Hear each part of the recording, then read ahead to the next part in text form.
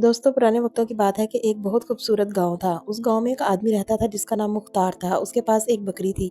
वो अपनी बकरी से बहुत ज़्यादा प्यार करता था और उसको प्यार से माला कह के बुलाता था। पर मुख्तार की एक बहुत बुरी आदत थी कि वो बहुत ज़्यादा कंजूस था।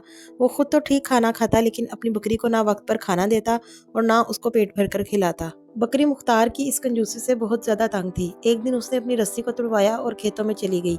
वहाँ जाके उसने खूब सैर होकर घास खाई। मुख्तार ने बकरी को खेतों में घास खाते हुए देखा तो उसको बहुत गुस्सा आया। उसने बकरी को पकड़ा और एक दरख्त के साथ मजबूत रस्सी लेकर बकरी को बांध दिया। अब मुख्तार का रोज का यही मामूल था। वो रोजाना बकरी को अपने साथ खेतों में लाता और दरख्त के साथ बांधकर खुद सो जाता।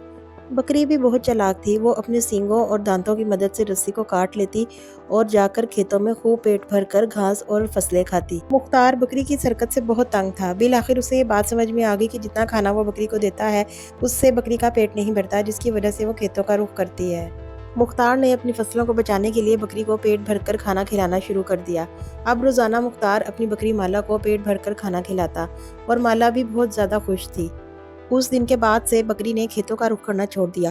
वो रोजाना अपने मालिक के साथ जरूर जाती लेकिन खेतों को नुकसान ना पहुंचाती। तो दोस्तों, इस कहानी से हमने ये सीखा कि कंजूसी करने से हमारा फायदा नहीं बल्कि नुकसान ही होता है। उम्मीद करती हूँ आपको ये कहानी पसंद आई होगी।